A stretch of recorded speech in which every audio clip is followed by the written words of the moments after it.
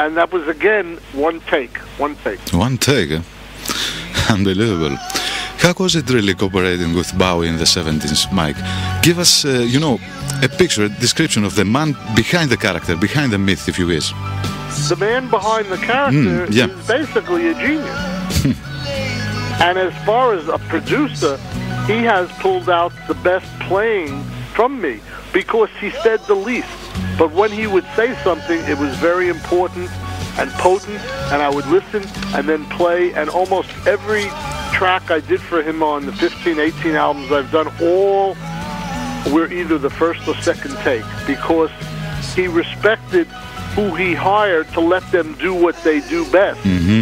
So that sense of trust allowed me to really be myself, and he had insight into the musicians that he would hire.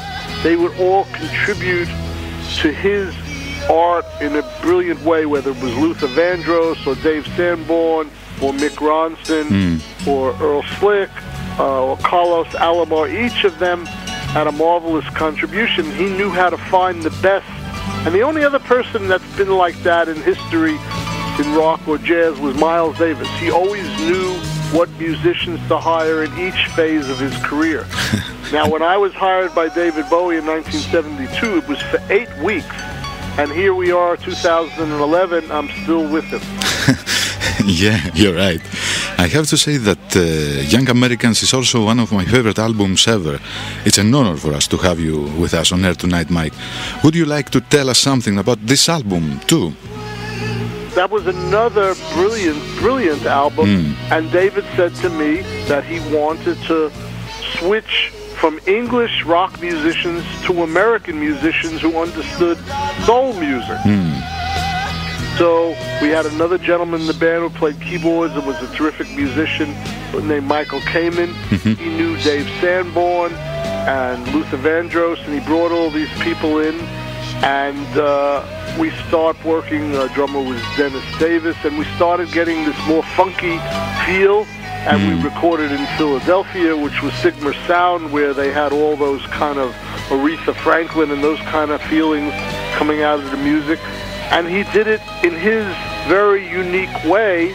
And like the title track on Young Americans, I played it in a little bit of a Latin feel, but with the pop on top of it. And I did not play as way out as I did on the Latin scene, but I made it a little more pop and a little more gospel-y. Some of the songs like Can You Hear Me and things like that. Somebody up there likes me. And it had a different kind of a thing and a very groove-orientated. And David was ready for a change. And this was only a year and a half after Aladdin Sane. And we were moving at an amazing pace, because between 1972 and late 1974, I had played with 5 different bands with David Bowie, and he had fired everybody in all those bands except me. So I had experience playing with all these different drummers, bass players, guitar players, and he kept changing, and the only constant at that time was me, which was a blessing, you know, and I found it very interesting because I had a big resource of a lot of music in my head, and to this day I still do, because I play classical, jazz, rock, pop, avant-garde, fusion, so anything he needed, I could give him, whereas in those other 5 bands, each of those musicians, they did one particular style great, whereas I had the ability to span styles just because I had trained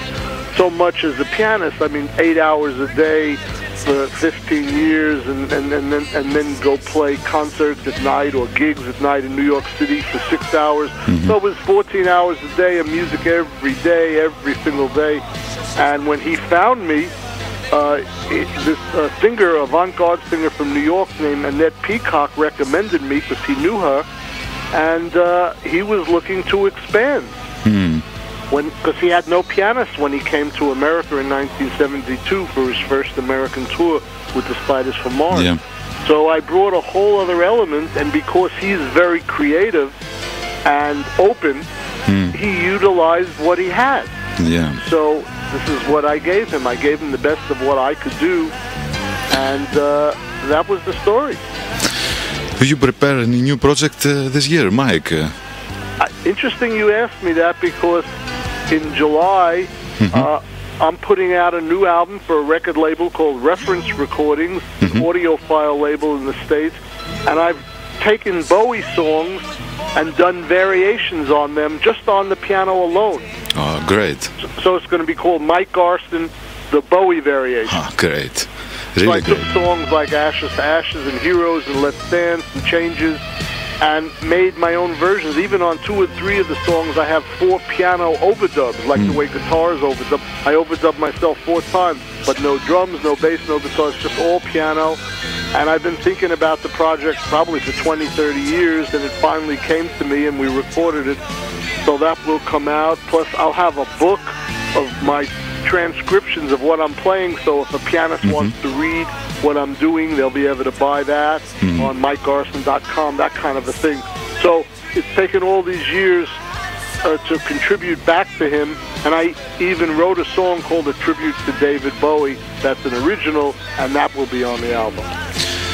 Thank you very much, Mike. It was my pleasure. Thank you, really. It's my pleasure too, and thanks for the good questions, and I hope your listeners get something out of it that they could use. All right. Can you get to listen to your album? July, yeah? I think in July, okay. Yes. Thank you again, Mike. Go to MikeGarson.com. I'll have it up there by then. July or August, the latest. All right. Bye-bye, Mike. Thank you. Good to talk to you. Thank you for your time. Bye-bye. We should be all right.